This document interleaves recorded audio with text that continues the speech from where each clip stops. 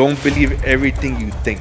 Don't believe everything you think. So the book is very powerful. I have the audiobook is free on YouTube. Our brain is designed, especially when we do business, it's designed for us to overthink things and makes us even more stressed. That book would teach you to not believe everything you think, because our own worst enemy is our brain, our mind. Book-wise, I have a few. The main three I would recommend is obviously the first one's always my favorite, is Think and Grow Rich. Very important. Number two, personally, because in our field we make a good amount of money and sometimes we overstep on the expenses. Obviously, we want to live the luxury life. At first, I started single families. The beginning of last year, we started changing it to the end of last year to the beginning of this year, because we noticed that what's the next big thing would investors put their money on besides single families and fix and flips. Boomers are older, people that bought the property cheap, years ago, and now they're holding, they're landlords. And the one thing that we notice is that they all said the same thing. They want to retire fully. Hey guys, this is Eduardo with IRG Corporation. Really, the biggest one is just not underwriting the deal properly. ¿El mercado se va a caer o no se va a caer? I say with the Airbnb business, reviews are what's really important to keep your business I used to work running. for IBM. Get on the building. Ciclo de comprar y cerrar un deal. Entonces, yo sé tú como The new buyer, and that's basically what we know. Right.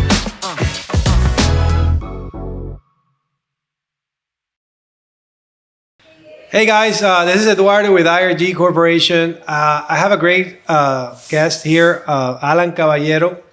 I've known Allan for years already.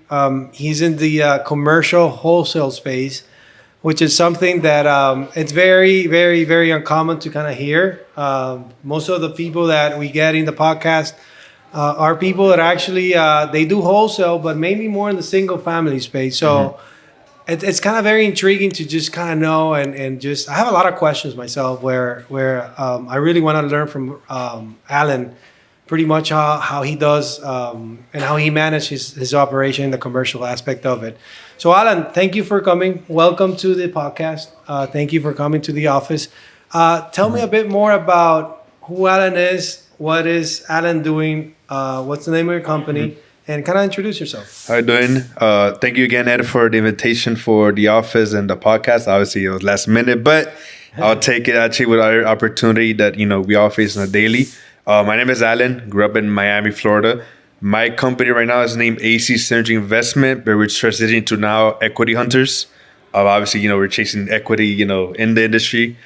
At first, I started, single families. The beginning of last year, we started changing it to the end of last year to the beginning of this year, because we noticed that most of, you're a rehabber yourself, that a lot of rehabbers in the industry are kind of struggling with their fix and flips on the market. Right. So my prediction, because based on what I'm seeing and, numbers in the market and whatnot, what's the next big thing would investors put their money on besides single families and fix and flips? Multifamilies, buy and hold, rental. So we switch our data. We start cold calling. That's our primary marketing is cold calling. And we change it to, units from 2 to 8 units, distressed properties, pre-foreclosures or, any distress between tenants and owners. That's the type of list that we're hitting. And we notice within the data itself that most of these sellers are boomers. So, boomers are older, people that bought the property cheap, years ago, and now they're holding, they're landlords. And the one thing that we notice is that they all said the same thing. They want to retire fully. Even though per se they retire with their properties, but they want to retire fully.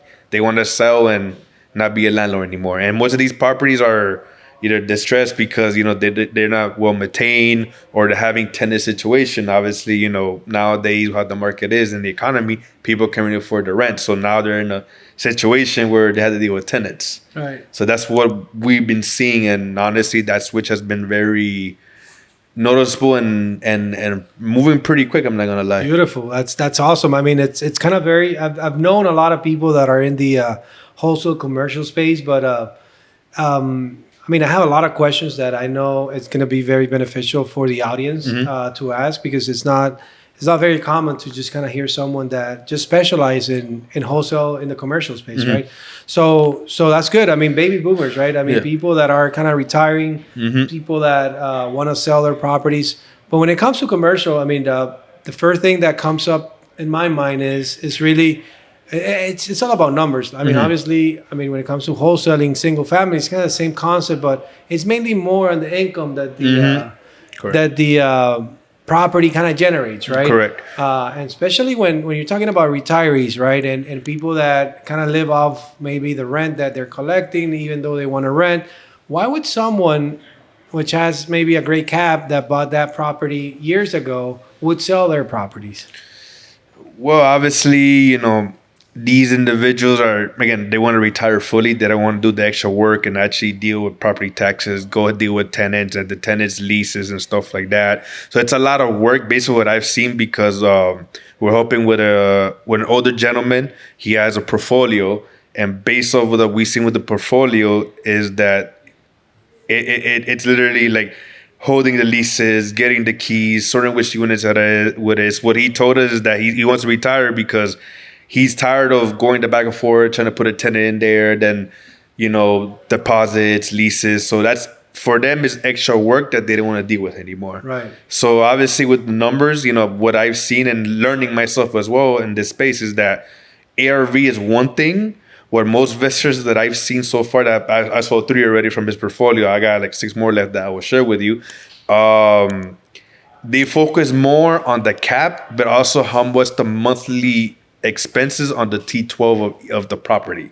Right. They want to see what's the leases or the month to month and the yearly lease, how much they're making. Most of these that he has, I think there's 3 that are producing between 7 and 8K, and they're barely rehabbed. Wow. Like, these tenants are paying like 22, 23, 21, and they're not really fixed. They're just old school, but it's collecting 7, 8 grand a month. Wow. That not typical that you find in the South Florida market. A rental that not fully rehab is making 7, 8K. Now imagine if you buy it, you start fixing it, you're probably making a good 10, 11K a month on the monthly rent. Beautiful. So that's really good. When you're underwriting a commercial deal, obviously, the main thing is pretty much the rent, which is the income, and obviously all the costs involved. It's something that you want to make sure that you're able to really identify and make sure that the asset is performing, right? Correct. So I've been involved in deals where I've been able to really stabilize buildings, increasing rents, getting tenants in the building, and all of a sudden your value, it's a lot higher, and that's pretty much what drives the price, right? Yeah, I appreciate the each multifamily. Each are unique, but that's the main source that every investor will look at first. Right. So that's very interesting. So when you're buying all these assets, Allan, what is it exactly that you're looking for? I'm assuming the value add. The value add. Right. Most things value add. How much can I really pull for more on the rentals, and then the monthly cap after expenses or whatnot. But the more important thing nowadays is the value add that you put on the property, especially if the rent is under market value. Right. What happens? I want to put more above market value. Obviously, these units have to be rehabbed, but that's the benefit that adding more value into the property. Then they appreciate later because now it's stabilized and you separate your expenses. Beautiful. So it's very important. Okay, if I rehab. So that's very interesting, Allan. Interesting. So tell me a bit more on the pool of buyers, right? When you're talking about single family space, there's a lot more buyers. Obviously looking for single family space or even investors, but I know there's definitely an appetite for multifamily buildings, and I would say more of the savvy investors are kind of going and just buying all this assets, right?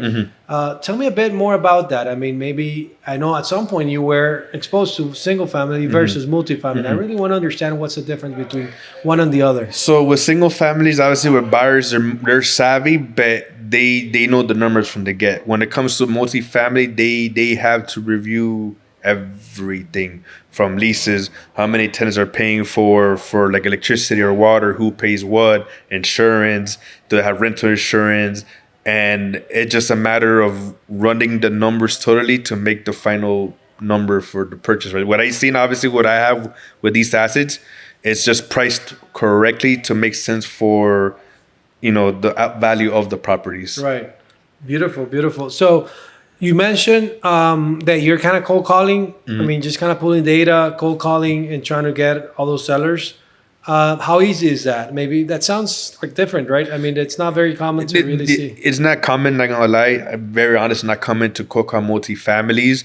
We also do MLS multifamily as well. Obviously, that's a different conversation because from comping or analyzing a single family to multifamily is very different from on the MLS. And when it comes to off market, it's a lot of questions that we have to ask the sellers. If it's more than 8 units and above 2,000 square feet on the building, get asked if they did a 40-year certificate. Very important for our investors because that's city and counties that they want to determine if the property is basically livable and a legit multifamily. 40-year certificate, taxes, which is between multifamilies and single family, the taxes is a bit higher on the multifamilies. If they could hold the bleeding once they purchase it, because I think there's a time frame that they had to withhold like rents and leases, I believe. Right. And withstand the bleeding with own assets. So do you feel that it's the transition towards like commercial? I mean, it's been easy, right? It's been easy, but also it's been a learning experience because again, used to coming from the single family point of view, right, where I first look at the ARV, but now I gotta look more of like how much is really producing now, and down the road, how much would it be producing if you do little rehabs here and there, and then that's where you determine that the repair value is on the property. Okay, interesting, awesome, great feedback. Thank you, Allan, for that. So, guys, I mean, you could even wholesale commercial buildings. I mean, and I think this kind of applies to any asset class right out there. I mean, shopping centers and buildings and maybe warehouses, right? And land too. And even land, right? Yeah, even land. So at the end of the day, I think it's a matter of really numbers, underwriting the deals correctly. So let's talk a bit more on really the contingencies, right? Every time you're kind of buying these asset classes, right? How different is it from like single family, right? I mean, what are you actually buying? What kind of terms are you getting? So the terms are very different, because obviously with single family you could have it vacant or whatnot, but when it comes to multis, the condition is different. Obviously, if you want to take the tenants, the previous seller is going to have to provide estoppel letters, leases agreement, deposits, insurance if they have the 40-year certificate if it's more than 2,000 square feet on the building, before it get transferred to us or the new buyer, and that's basically what we know. Right. So there's a lot of factors that you need to take into account every time you're just kind of buying all these assets. And maybe the question I have is inspections, right? I mean, inspection days. I mean, how different is that from a... It's very different. Single families, you could get away with like 10, 15, 7. Right. 20, 21 on most, close in like 60 days, maybe 90 days. It depends on obviously compare from the seller and the buyer, of course. Right. Obviously, we got to work with both and see what's comfortable and be in the middle. But when it comes to single family, you can close quick. Lien and title is done. But when it comes to multi, you got to worry about stopper letters, deposit, leases, 40-year certificate, any other thing with the county or city that may need other documents to move forward on the deal, and obviously everything transferring to the new owner.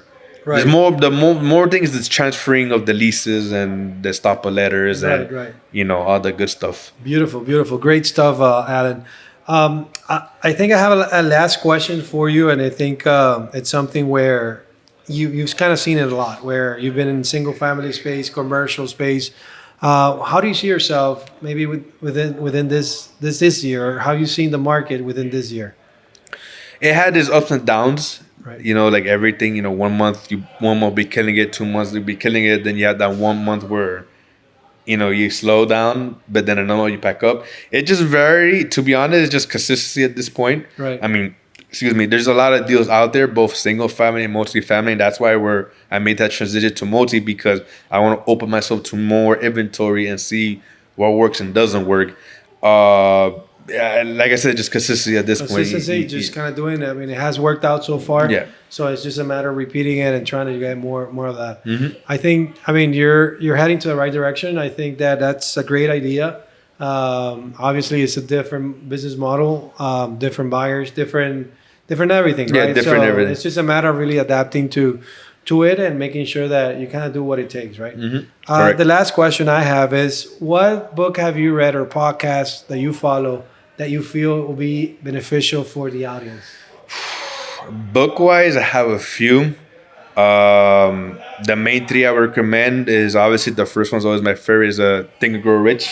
Very important. Number two, personally, because in our field we make a good amount of money and sometimes we overstep on the expenses. Obviously, we want to live the luxury life. Right. The second book I recommend is called The Psychology of Money. I don't remember the author, but I have an audiobook of it, and I read reviews and so far it's really eye-opening on financials, expenses, and really behind the psychology of money, like what's really the value of money at that point. And the third one I recommend, it's not business, it's more personal, because obviously in our field there's a lot of psychology behind it and a lot of stress and whatnot. Actually, a good therapist friend of mine, she recommended it. It's called Don't Believe Everything You Think. Don't believe everything you think. Interesting. So the book is very powerful. I have the audiobook is free on YouTube. Our brain is designed, especially when we do business, it's designed for us to overthink things and makes us even more stressed. That book would teach you to not believe everything you think, because our own worst enemies are our brain, our mind. I agree. So that book literally changed my perspective of life, but overall business as well, because, life and business is basically the same thing. So if you're not on point, how to deal with stress levels or overthink, then you're going to, collapse. Right. So yeah, definitely. I mean, I'm gonna read that one because I'm always thinking about business. Yeah. But obviously, maneuvering, overthinking, and the stress is the biggest factor, to be honest, because we all deal with stress. Obviously, business owners deal with stress every day, but to maneuver is very important. If not, you're gonna hurt yourself or get sick. That's awesome, Allan. Allan, I think that was my last question. But is there anything that you could tell to the audience that you feel that would benefit them if they're thinking of actually starting in real estate investing? I mean, what kind of advice would you tell them? Well, what I've been told, and I tell to most people, because people do ask me the same question, is number one, if you really want to learn real estate, get your real estate license first. Nice. Because you can learn the terms and the laws and the rules and the lingos. Because I think that's where people don't understand is the language. Right. And then get a mentor or go to networking events and shake people's hand and get to know people. You never know who you meet. Obviously, that's something that I started in my early careers, networking with people and see who's who. Right. Obviously, when you start talking to people, you'll know who's who. And if you can find a mentor, I know Ed, I think you'll be starting mentoring soon or something like that. Yeah, that's something that we are actually considering. Yeah, okay. So, if you want to reach out to Ed and he probably mentor you, again, it's just been around longer than I have. Actually, I started 10 years ago. I turned 30 in a couple of weeks, but I know Ed has been around longer. So he's been through 3 different markets by now, maybe 4. Yeah. So he knows, and, if you want to learn more, you mentor him or anybody in the industry that you feel fits your personality or criteria. But get a mentor, go to networking events, talk to people, get your license, and just expose yourself. Beautiful. Great stuff, Allan. So he kind of mentioned, things that, we're currently talking in podcast. Go to networking events, just find the right people, the right mentors, people that have been exposed to different cycles, people that know exactly what they're doing. I think that's definitely a shortcut. If you want to start in real estate, if you want to start investing in real estate and just seeing exactly what it is that you could fit into, there's so many avenues out there. Commercial wholesaling is just kind of one of them. So Allan, thank you so much for your time. Thank you so much for being in the podcast. I think it's been a very pleasurable moment, and I think it's going to definitely add value to our audience. I know. Thank you, Ed, for the opportunity, as always. Thank you, man. Thank you, man. Hey, guys. This is Eduardo with IRG Corporation. Really, the biggest one is just not underwriting the deal properly. ¿El mercado se va a caer o no se va a caer? I say with the Airbnb business, reviews are what's really important to keep your business I used to work running. for IBM. Get on the building. Ciclo de comprar y cerrar un deal. Entonces, yo sé tú como el The new buyer, and that's basically what we know. Right.